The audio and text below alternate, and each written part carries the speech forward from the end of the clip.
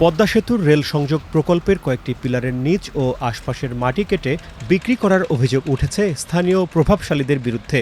তবে বিষয়টি নজরে আসলে মাটি কাটা বন্ধ করে দেয় স্থানীয় প্রশাসন। নারায়ণগঞ্জ সদর উপজেলার ফতুল্লা এলাকায় এ ঘটনা ঘটে। মাটি কাটার ভিডিও সামাজিক যোগাযোগ মাধ্যমে ছড়িয়ে পড়লে বিষয়টি নিয়ে ব্যাপক আলোচনা হয়। এরপর ১৩ জুন স্থানীয় উপজেলা প্রশাসন মাটি কাটার কাজ বন্ধ করে দেয়।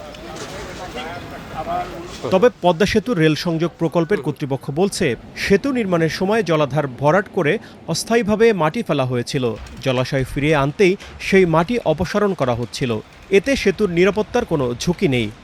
আমাদের এই এনভায়রনমেন্টের একটা আছে, ক্লোজ আছে, সেই অনুযায়ী যে আমরা পূর্বের অবস্থানে এটা নিয়ে যেতে হবে এবং সেইভাবেই এটা কাজ করা আছে। এখানে বৃষ্টিটা মাটির নিচে অনেক নিচের থেকে করা আছে, পাইল আছে।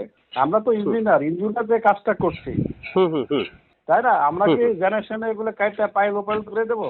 এটা একটা রিউমার, কিছু সংখ্যক লোক স্বাস্থ্য ছিল, তারা এগুলো একটা ফেসবুকে দিয়ে একটা জটিলতা সৃষ্টি করছে। ১৬ জুন রেলওয়ে মহাপরিচালকের জনসংযোগ বিভাগ থেকে পাঠানো এক সংবাদ বিজ্ঞপ্তিতে জানানো হয়েছে, মাটি কাটায় রেল প্রকল্পের কোনো ক্ষতি হয়নি। তবে সরকার মাটি কাটা বন্ধ রেখে সেখানে বৃক্ষরোপণের নির্দেশ দিয়েছে। স্থানীয়দের অভিযোগ, এক সপ্তাহ ধরে কয়েকশো ট্রাকে করে মাটি সরিয়ে নেওয়া হয়। এর পেছনে প্রভাবশালীরা জড়িত বলে দাবি তাদের।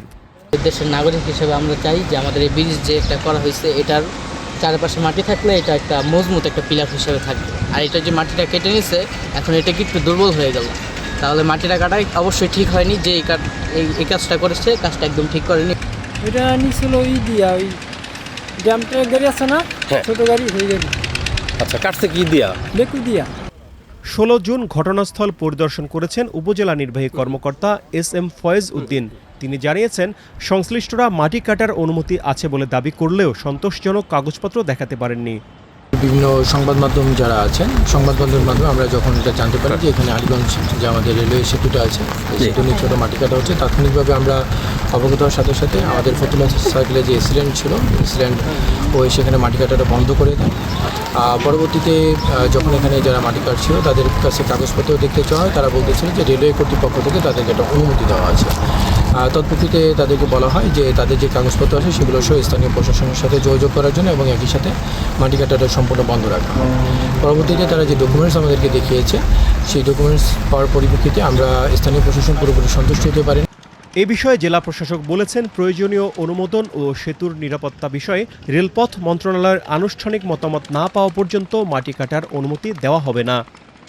তো এইটা আমাদের নোটিশে আসার তাৎক্ষণিকভাবে আমরা সংশ্লিষ্ট যে এসিলেন্ট এবং তার অন্যান্য লোকজন এবং পুলিশ সহ টিম পাঠিয়ে আমরা তাৎক্ষণিকভাবে সেটা বন্ধ করি এবং তারা গিয়ে যেটা দেখেছে যে ওখান থেকে মাটি সরানো হচ্ছে এবং ওইখানে তারা যেটা লোকজনকে জিজ্ঞেস করে যে আপনার কারা আছেন এখানে, তো তাদেরকে যেটা জানানো হয়েছে তারা এই প্রকল্পের যে ঠিকাদার তাদের লোক। তো আমরা তখন বলেছি যে এটা আমরা মাটি কাটতে দিব না এবং মাটি কাটানো আমরা বন্ধ করি এবং প্রয়োজনীয় কাগজপত্র সহ আমরা অফিসে তলব করি। তারপরের দিন সম্ভবত 14 তারিখ হবে, এটা 14 তারিখে তারা একটা টিম আসে আর কি, যে তারা কারা বা কেন মাটিটি কাটছে সেটা বোঝানোর জন্য। তখন তারা আমাদের কাছে যে ব্যাখ্যাটা দেয় সেটা হচ্ছে, এই প্রকল্পের যখন মূল চুক্তিটি হয় তখন বলা ছিল যে ওইখানে যে ভায়াডাক্টগুলো আছে সেগুলো নির্মাণের জন্য তারা একটা অস্থায়ীভাবে রাস্তা তৈরি করছে এবং নির্মাণ শেষে তারা রাস্তাটা আবার সরিয়ে নেওয়ার তাদের চুক্তিতে আছে এবং এই কার্যক্রমটি যারা ওই প্রকল্পের যারা কনসালটেন্ট তাদের উপস্থিতিতেই তারা করছে। কিন্তু আমাদের কাছে এটা যৌক্তিক মনে হয় নাই বা আমাদের ওই ব্যাখ্যায় আমরা সন্তুষ্ট ছিলাম না। আমরা তাদেরকে বলেছি যে অ্যাপারেন্টলি মনে হচ্ছে যে এখান থেকে মাটি কাটলে আমাদের সমস্যা হবে আমাদের যে রেল প্রকল্পের। এ বিষয়ে রেলপথ মন্ত্রণালয়ের সঙ্গে যোগাযোগ করা হয়েছে বলে জানিয়েছেন তিনি।